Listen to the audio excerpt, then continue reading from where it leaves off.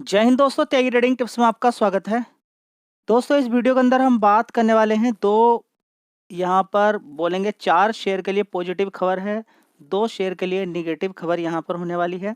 तो पॉजिटिव क्या है, नेगेटिव क्या है? देखिए, ये बिल्कुल भी पक्का नहीं होता है कि अगर पॉजिटिव खबर आई है तो कल शेयर भागेगा ही और नेगेटिव खबर आई है तो कल गिरेगा ही। ये आपकी जानकारी के लिए अच्छा होता है, लेकिन पॉजिटिव खबर से अगर बहुत ज़्यादा इनकम बढ़ने के चांस रहते हैं। जैसे कि एक कोई बड़ा ऑर्डर मिल जाए, वो करोड़ों का ऑर्डर हो, 20,000 करोड़ का, 10,000, 5,000, 4,000, 2,000 करोड़ का, इस तरह का कोई ऑर्डर मिल जाए कंपनी को।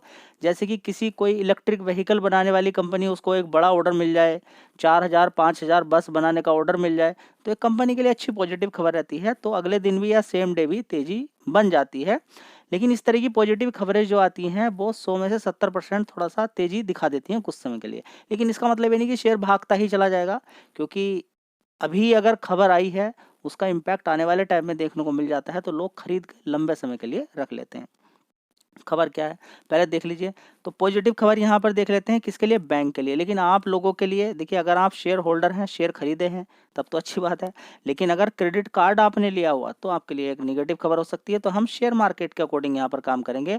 मैं अब यहाँ पर ये रिसर्च इस बिहाफ पर कर रहा हूँ कि आपके पास शेयर है, नहीं कि क्रेडिट कार्ड है, ठीक है?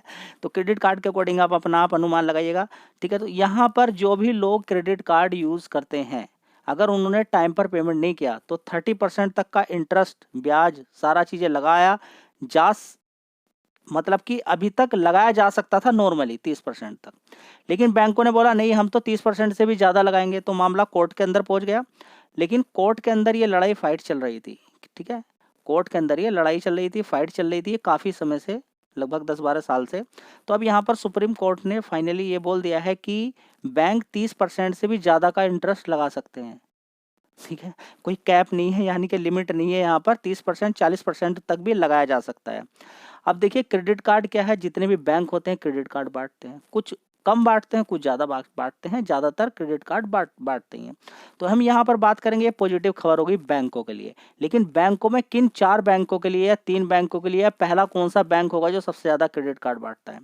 तो सबसे पहले हम देखेंगे एचडीएफसी बैंक नंबर 1 पे, उसके बाद एसबीआई क्रेडिट कार्ड है, ठीक है? उसके बाद आईसीआईसीआई, एक्सिस बैंक, इसी तरह से आप कोटक बैंक, दूसरे बैंकों को भी आप इसके अंदर कंसीडर कर सकते हैं। तो एचडीएफसी बैंक आप देख रहे हैं काफ़ी दिन से लगातार गिरावट देखने को मिल रही है। मैं ये नहीं बोल रहा हूँ कि कल एचडीएफसी बैंक भागने वाला है, एसबीआई भागने वाला है, आईसीआईसीआई भागने वाला है, ऑलरेडी भागे हुए हैं। इनके लिए पॉजिटिव खबर है, इनकी इनकम और बढ़ सकती है। तो हो सकता है, देखिए, खबर एक खबर होती है, खबर के बिहाफ पर क्रेडिट कार्ड बहुत सारे लोग इस्तेमाल करते हैं और बहुत सारे लोग ऐसे होते हैं वो पेमेंट नहीं करते हैं। और पेमेंट नहीं करते हैं, उसके बाद देखिए कुछ लोग पेमेंट करते ही नहीं हैं, वो किस में पहुँच जाता है, रिकवरी में पहुँच जाता है। रिकवरी में भी उनका पता मालूम नहीं होता कहाँ पर है।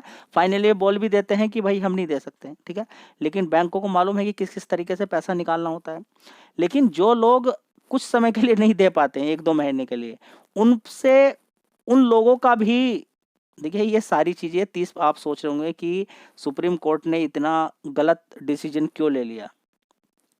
इतना गलत डिसीज़न क्यों ले लिया? 30% तो बहुत होता है। 30% कम थोड़ी ना होता है। देखिए, 30% इतना अमाउंट होता है कि 3 साल में अगर 20 लाख का उसने क्रेडिट कार्ड लिया है, अगर नहीं पेमेंट कर रहा है, तो 3 साल के अंदर ही वो 40 लाख हो जाएगा। इतना भारी भरकम होता है। 30% नहीं दिया जाएगा किसी से, बहुत भारी भरकम होता है 30%, ठीक है? आप ये मान के चलें कि 1 लाख का भी 30% निकालेंगे तो 30 ही हज़ार रुपया होता है, वो जल्दी से नहीं दे पाता कोई भी इंसान। वो 2 लाख का क्रेडिट कार्ड किसी ने किया हो तो 60,000 रुपया साल तो वो वैसे भी नहीं दे पाएगा जल्दी से, ठीक है? तो बात समझ में आ रही है आपको कि कितना भारी भरकम, अगर 1, 2, 3 साल किसी ने अगर क्रेडिट कार्ड का पेमेंट नहीं दिया, वो शायद दे ही नहीं पाएगा। अब इससे एक तो नेगेटिव चीज़ हो गया, एक पॉजिटिव चीज़ हो गया।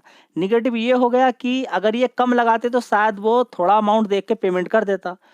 अब उस पे ज़्यादा पहुँच जाएगा तो वो शायद वो कर भी नहीं पाएगा। लेकिन जो लोग थोड़े समय के लिए बीच-बीच में 1-2 महीने के लिए नहीं दे पाते किसी इमरजेंसी की वजह से, उनको दिक्कत हो जाती है। तो जो नहीं दे पाएँगे उनसे ही भुगतान किया जाएगा, किसका? जो दे रहे हैं।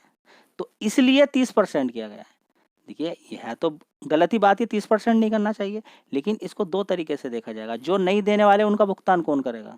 जो नहीं दे रहे हैं क्रेडिट कार्ड का पेमेंट, उनका भुगतान कैसे करेगा? यहीं से तो किया जाएगा। आपको कभी-कभी लगता होगा इतने सारे लोग, आपका दोस्त या कोई क्रेडिट कार्ड का पेमेंट नहीं किया, 50,000 का क्रेडिट कार्ड लिया था उसने, पेमेंट नहीं किया, तो उस अब आप सोचेंगे कि बैंक बर्बाद हो गया, नहीं, वो दूसरे से भुगतान करेगा। तो ओवरऑल मिला के उसका तो फ़ायदा होना चाहिए बैंक का, बैंक अपने फ़ायदे के अंदर रहेगा। अब देखिए 1 लाख का क्रेडिट कार्ड आपके पास है, ठीक है? तो आपने 1 लाख की शॉपिंग कर ली पूरी, अब 1 लाख उसके अंदर आप जमा करेंगे 45 दिन बाद, तभी आप उसके अंदर आगे बढ़ सकते हैं, ठीक है? तो ये बीच में कभी-कभी आप बाउंस भी चलेंगे, तो 1 लाख रुपया आपको एक बार दे दिया बैंक ने, बार-बार हम उसको जमा करेंगे, बार-बार उसकी लिमिट आगे फिर बढ़ेगी, फिर बार-बार जमा करेंगे, तो आप कहेंगे क्रेडिट कार्ड बैंक ने दिया हुआ। आप देख रही हैं उसने एक ही बार दिया है और बीच-बीच में आपसे दुनिया भर के चार्ज भी ले रहा है, और कभी आप पेमेंट नहीं कर पाएँगे तो देखिए आपको कितना बड़ा पैसा भी भुगतान करना पड़ेगा। ठीक है, तो ये बात आपकी समझ में आ गई है। तो ओवरऑल मिला के बैंकों के लिए अच्छी खबर हो गई ये खबर अच्छी हो गई उनके लिए, क्योंकि 30 कोई 40% का भी लगा सकता है, कोई 35 का भी लगा सकता है, ठीक है? तो किसी ने अगर 2-2% भी बढ़ाया, तो एक बड़ी बात निकल कर आ गई। तो लिमिट नहीं है, ऐसा नहीं कि कुछ कुछ बैंक ऐसे भी हैं 30% से कम भी ले सकते हैं, ठीक है? कोई 20% ही अपने अकॉर्डिंग है, कोई 10% भी, कोई 30% भी ले सकता है, कोई 35, कोई 40 भी ले सकता है, अलग-अलग है। लेकिन यहाँ पर लिमिट जो होती है वो 30% तक की जो बोला जा रहा था, 30% से ज़्यादा का नहीं लेना चाहिए। यहाँ पर सुप्रीम कोर्ट ने उसको खारिज कर दिया कि नहीं भाई, ज़्यादा भी ले सकते हैं बैंक, कोई दिक्कत वाली बात नहीं है, ठीक है? तो 4 बैंक हो गए, एचडीएफसी बैंक, आईसीआईसी बैंक हो गया, एसबीआई हो गया, एक्सिस बैंक हो गया। तो सबसे ज़्यादा क्रेडिट कार्ड इन्हीं के हैं। अगर एसबीआई की बात करें तो एसबीआई क्रेडिट कार्ड तो ऑलरेडी है, देखा आपने? चलिए मैं आपको दिखा देता हूँ।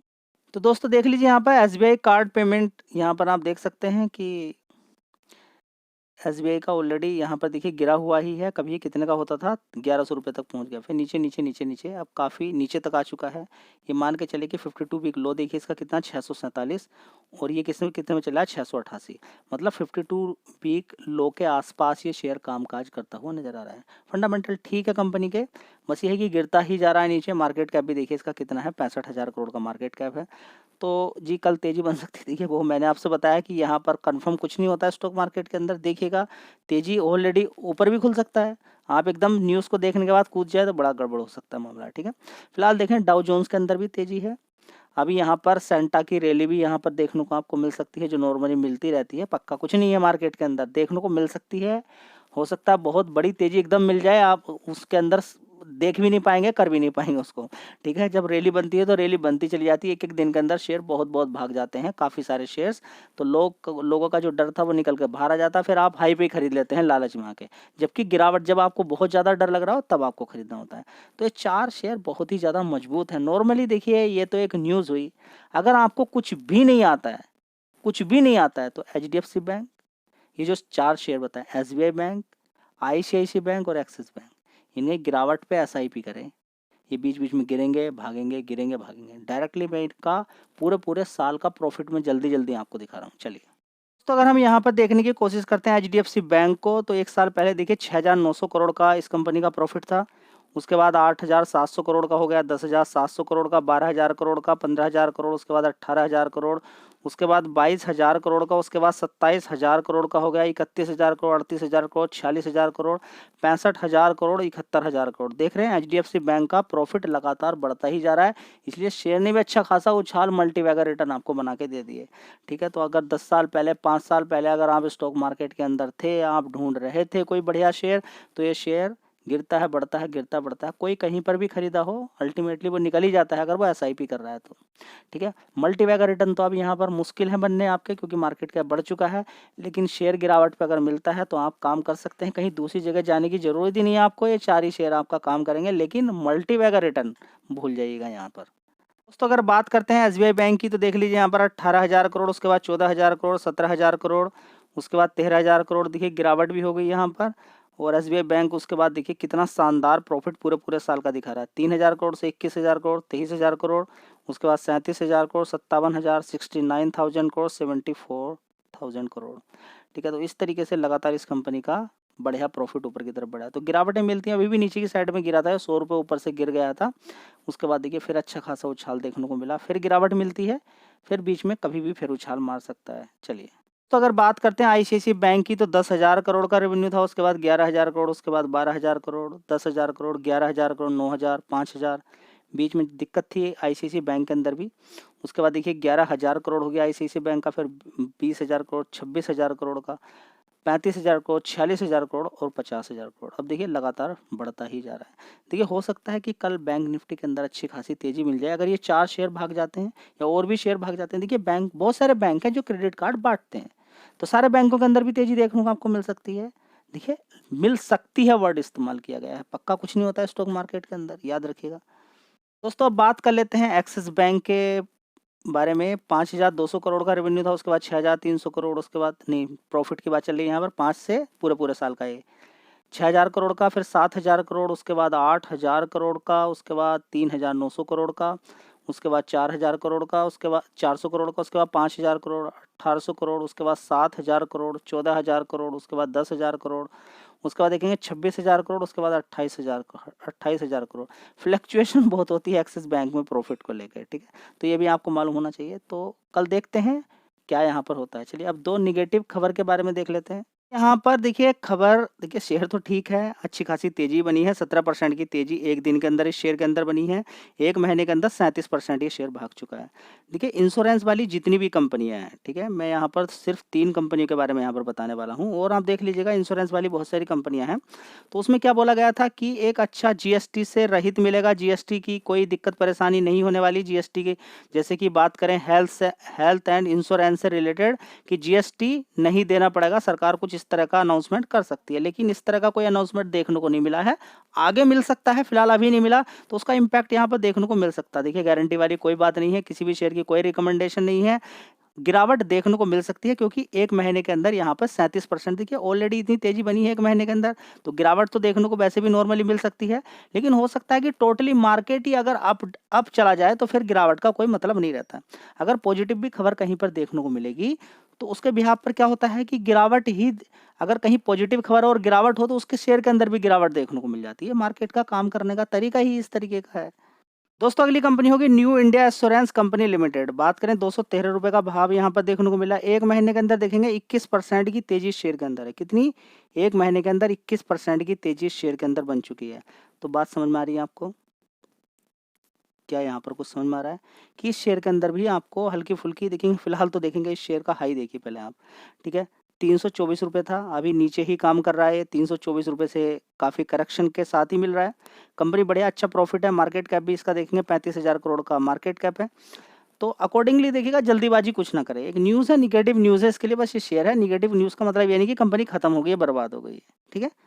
बनी है पीवी फिनटेक पॉलिसी बाजार। इस वाले प्लेटफॉर्म पर भी जाकर आप किसी भी तरह की कोई भी अलग अलग प्रकार की क्या ले सकते हैं, इंश्योरेंस प्लान ले सकते हैं, ठीक है, अलग अलग तरह के प्लान रहते हैं। तो अगर हम यहाँ पर बात करते हैं तो इस कंपनी पे भी देखिए, अगर ज़्यादा से ज़्यादा लोग इंश्योरेंस खरीदते हैं, वो कब खरीदेंगे? जीएसटी वगैरह का ना देना पड़े तो आसानी से सस्ता ही मिल जाता है। देखेंगे ना आप, अगर कहीं पर बिल पेमेंट करते हैं उस पर जीएसटी लग के, अगर आपने बर्गर कहीं पर खाया, पिज़्ज़ा खाया, उसमें जीएसटी और जोड़ दी, आपको देना था 200 रुपये, 50 रुपये उसने और जोड़ दिए, तो अब आपको कितना देना पड़ा है? 250 रुपये। तो उससे क्या होता है कि जितना ज़्यादा महंगी कोई चीज़ होगी उसमें पब्लिक बहुत कम आएगी। सस्ती चीज़ रहेगी वहाँ पर पॉपुलेशन बहुत ज़्यादा आ जाएगी, ठीक है। तो इस चीज़ को आपको समझना ज़रूरी है, ठीक है। तो इस शेयर पे भी आप नज़र बना के रख सकते हैं। इसके अलावा और भी है, ऐसा नहीं कि बिल्कुल सब कुछ खत्म हो चुका है, बस एक जनरल इन्फॉर्मेशन है, आपको ध्यान रखना ज़रूरी है।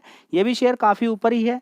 देखिए कभी शेयर को 350-400 रुपये के आसपास कवर किया जाता था, और मैं यही बोलता था कि ये जोमेटो की तरह है, स्विगी की तरह है, अमेज़ोन की तरह ये कंपनी है कि एक प्लेटफॉर्म बना के बैठी हुई है जहाँ पर अलग अलग कंपनियाँ अपना प्रोडक्ट बेच रही हैं, ठीक है।